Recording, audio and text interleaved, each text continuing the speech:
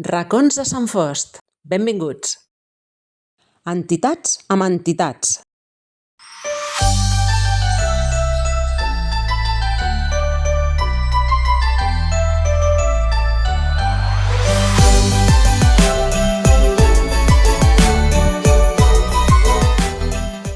Aquesta tarda ens acompanya en Francesc Martos, president del Pessebre Vivent de Sant Fost, amb el que coneixerem més a fons una entitat que aquest any celebra el 59è any de representacions, el Pessebre Vivent dels Efectes Especials i el més antic del Vallès. Molt bona tarda, Francesc. Bona tarda. Benvingut. Gràcies. Quan i com neix la idea del Pessebre Vivent? Bé, aquest pessebre va néixer com és habitual dintre d'un entorn religiós i a partir de la iniciativa del mossèn Daniel, que en l'any 66 va voler iniciar la realització del pessebre, del naixement de Jesús i tot el que representa el Nadal.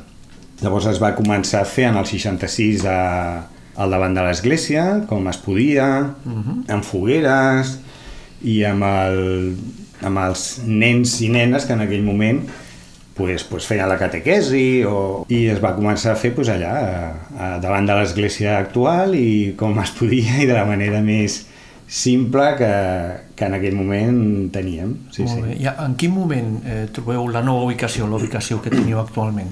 Bueno, això va ser una evolució. Després d'estar allà davant de l'església vam passar al davant de la muntanyeta i després amb la col·laboració i l'agraïment que sempre direm que tenim amb els de Cantallà, amb el Josep, ens van cedir aquell espai, un espai preciós i que sempre diem que és un dels espais més macos i que tenim per fer el pessebre. Jo diria que va ser una evolució lògica després de uns 30 anys o així, sí, més o menys. O sigui que això seria cap al 96, 97? Més o menys, sí. Quanta gent teniu ara mateix a l'associació? Bueno, això és difícil de calcular perquè, clar, tant tenim la gent que ens ve a ajudar a la representació com la gent que ve a ajudar, però jo diria que, clar, gent serem 150, 170 aproximadament, amb les corresponents famílies, perquè moltes vegades, vull dir que som molta gent, però bueno, sempre costa moure la gent i sí que és veritat que això va ser una iniciativa que es va començar i ja dic, més o menys en les representacions tenim calculat uns 110 persones que participen fent les torrades, actuant i tal. Però bueno, més o menys 150 diria. A banda d'això està tothom que participa en la construcció, la reparació, el manteniment de l'espai, imagino? Clar, és que després hi ha gent que igual no participa activament durant les representacions del desembre i gener, però després ens venen a ajudar a arreglar les casetes, a pintar, a fer la neteja del bosc, a deixar tot l'espai aquell perquè després al desembre comencem a fer les representacions, hi ha molta feina abans. Per lo que m'expliques, la preparació del pessebre vivent no és una cosa d'un mes, és una cosa de tot l'any, no? Pràcticament. Quasi comencem el dia que s'acaba. El dia que s'acaba ja estem començant a veure què podem millorar envers al proper any, al proper període i tal. Sí que és veritat que fem un petit manteniment una miqueta abans de l'estiu i també depèn del temps, si plou o no plou, si creixen herbes, si no creixen herbes, i veritablement comencem molt més activament ja després de l'estiu. Ja hem de començar a pintar, a arreglar, a segar, a recollir tot el que durant l'any s'ha anat produint allà de forma natural, que les herbes creixen, els arbres també, i sí, és una feinada. Està clar que amb el pessebre vivent s'ha fet un nom important dintre del món dels pessebres vivents. Només tens que entrar per internet per veure que hi ha múltiples pàgines que parlen de vosaltres, Federació de Pessebres, fenturisme.cat, festacatalunya.cat, escapadans.com, turismedecatalunya.com, Gencat, vull dir, esteu arreu publicitats. Imagino que això comporta un nombre de visitants important. Quanta gent rebeu cada any? Bueno, això primer és feina de la gent que havia estat i que ara està, i sí, a veure, un global de tots els dies, clar, depèn de si un any fem 9 representacions, 10 dies de representació, o 9, o 10, o 11, això depèn de cada any. Més o menys, en cada representació, cada dia de representació, aproximadament, som de visitants unes 600 persones. Sí que és veritat, 600, 650 persones, sí, és tot una... En cada representació, i si feu 10, estem parlant de 6.000 persones. Sí. Déu-n'hi-do. 6.000, 7.000 persones en un any sí que poden passar per al Pessebre Vivent, sí. I compta això, compta per 60 anys, potser... Déu-n'hi-do. No, ara sí que és veritat que per temes de normativa tenim molt acotat l'aforament de cada representació, perquè penseu que cada dia fem 2 sessions. Cada sessió, més o menys, entren entre 300 i 350 persones, que és l'aforament que actualment tenim limitat. Per tant, és això, 600, 700 persones, sí. Carai, molt bé. Quines dificultats trobeu? Moltes, i moltes. Tant des del punt de vista de normatives, que clar, el món canvia, les normatives canvien, i això suposa l'adequació de certs espais, de l'espai d'un espectacle que es fa a l'aire lliure, les normatives canvien i això són sempre hàndicaps perquè t'has d'adequar a uns espectacles que veritablement també es fa una vegada a l'any. Vull dir, si tu fessis cada mes seria potser més fàcil, però fer-ho i concentrar-lo en unes setmanes concretes, això implica també més dificultats. Després, normatives associades al benestar animal, que això sempre suposa canvis de normativa i ens hem d'anar adequant. Dificultats, el tema de canvi generacional, no? El que la gent... Això m'imagino que és un problema de totes les entitats i de totes les associacions. Per això sí. De que, clar, necessitem una renovació de gent jove, que sí que és veritat que nosaltres tenim una cantera, que són els pastorets, les verges i les pastoretes i tothom que està per allà, esperem que vagin creixent i sentint l'esperit de fer el Pessebre Vivent, però sí que és veritat, les dificultats i les dificultats pròpies d'una entitat que, clar, necessita diners per fer totes les millores que hem de fer. Vull dir que... Les normatives, pel que m'expliques, cada vegada són més exigents, i el canvi generacional, tot i que aquesta cantera que teniu és una cantera... Intentem treballar la cantera, però jo sempre dic que hi ha una franja d'edat molt complicada, que és quan tens 30-35 anys, que comences a tenir els nens i els nenes i tens fills, filles. Vull dir que hi ha unes edats que són molt bones, que és quan la gent ja té una edat de jubilació i que la gent participa i tal, i els petits, que els pares els porten. Vull dir, sempre hi ha una franja que dius, ostres, aquí... Sí, quan es pot perdre, no? Sí, ens falta la gent de 35, 40, 45 anys, no? Que és aquesta edat mitja, que m'imagino que a totes les entitats... A tot arreu, sí. Passa això, no? Que la gent jove, sí, li fa gràcia, no? Els nens i nenes fer de pastoret, però clar, arriba un moment que potser als 17 anys dius, ostres, això de pastoret, pastoreta, són festes de Nadal, vull dir, això també és complicat, Vull dir, és complicat. És una dificultat també afegida,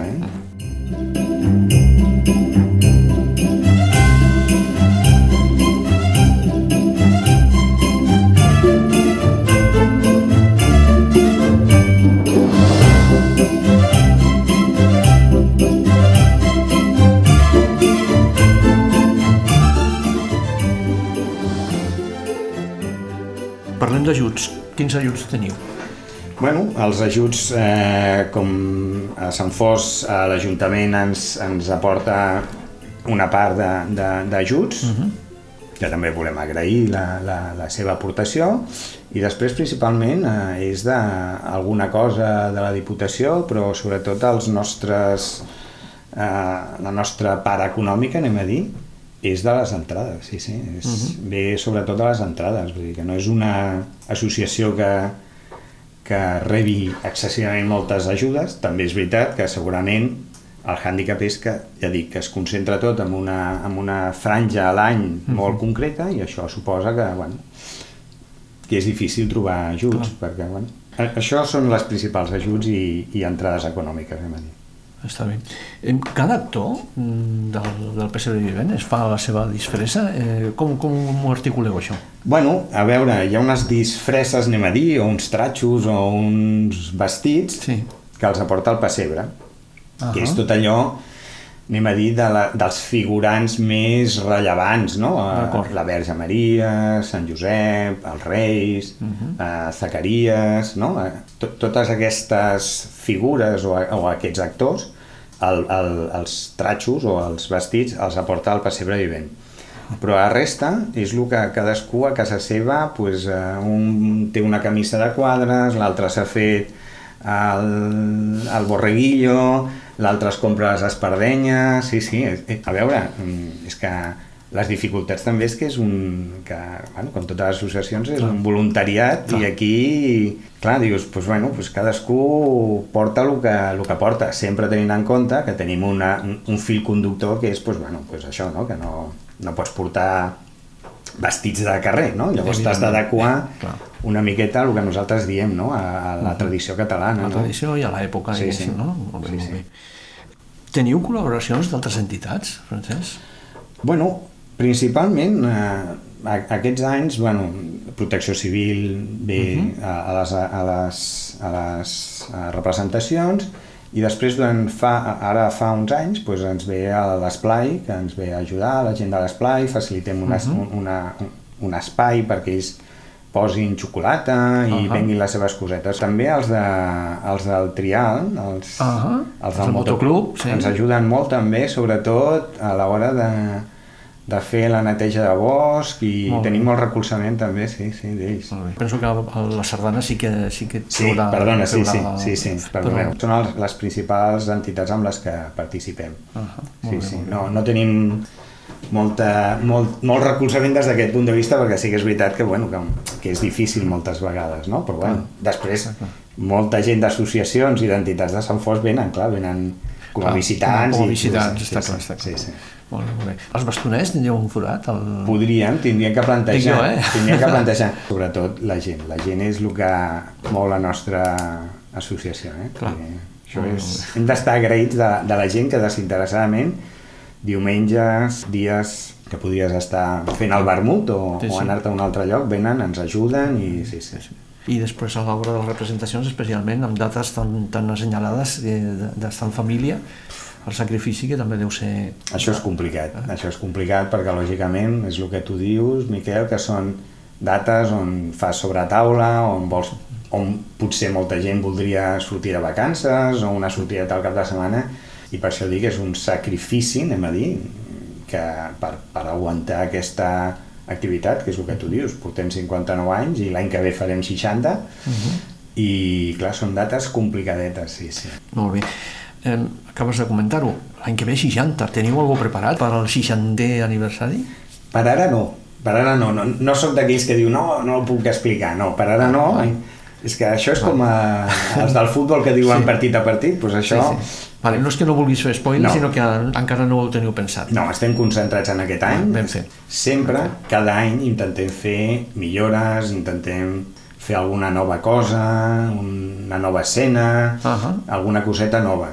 I en els últims anys hem fet 3 o 4 cosetes noves. Aquest any, ja dic, sempre intentem afegir alguna cosa. Per als 60, no ho sé, quan acabem aquesta, alguna haurem de fer, no? Alguna haurem de fer, són 60. I escolta, i per aquest any hi ha alguna cosa que ens puguis avançar que hàgiu incorporat? Bueno, en principi, a veure, el que volem millorar, que l'any passat ja ho vam començar a fer, que és la fugida a Egipte, fa un parell d'anys ho vam deixar de fer, l'any passat ho vam tornar a recuperar, i aquest any volem tornar a recuperar la fugida a Egipte perquè és una escena molt xula perquè es fa a la muntanya del davant i la veritat és que jo diria que aquest any aquesta serà, jo crec, la més interessant. Després hi ha cosetes, sempre hi ha cosetes. Sempre hi ha alguna cosa, sempre hi ha sorpreses. La gent no ho nota moltes vegades, però sempre hi ha cosetes, Sí. Molt bé. Les entrades com les podem trobar? Les entrades normalment es posen a la venda dintre de la nostra web, a persebrevivensanfos.cat.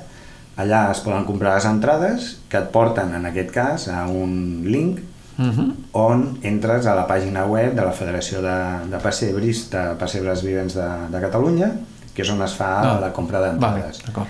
Sí. Com qui vulgui col·laborar, Miquel? Si algú vol col·laborar, de participar, també ho pot fer mitjançant la web. Allà té un qüestionari i ens arriba i tal. Com deia abans, estem oberts a la participació de qualsevol que vulgui passar una bona estona algun dia d'aquests de Nadal.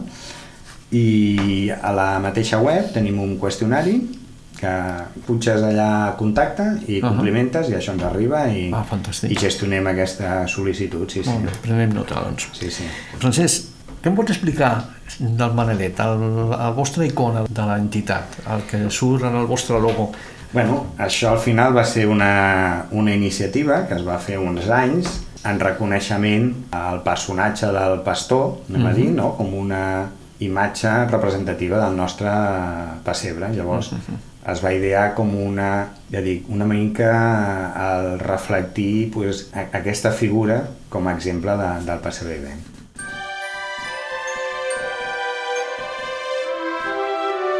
T'agraïm la teva presència, moltes gràcies per estar aquí, per explicar-nos una mica més del pessebre vivent, per donar-lo a conèixer més a la gent de Sant Fos. Realment vosaltres poseu a Sant Fos en el mapa. D'alguna manera. Aquesta activitat que vosaltres feu és encomiable, és molt maca, és entranyable i realment tenim que felicitar-vos per tota aquesta tasca de 59 anys, 60 el proper any. Doncs moltes gràcies, la veritat, moltes gràcies a la Xopera també per donar-nos aquesta oportunitat d'aquesta entrevista i poder-nos explicar.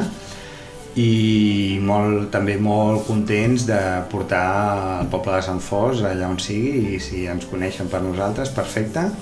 I ja per acabar, si vols, Miquel, us dic que veniu a veure'ns, comencem les sessions aquest any el 14 de desembre i properament ja us farem arribar totes les dates que estan previstes. Perfecte, puntualment ho publicarem als Instagrams i farem publicitat de tot plegat. Moltes gràcies. D'acord?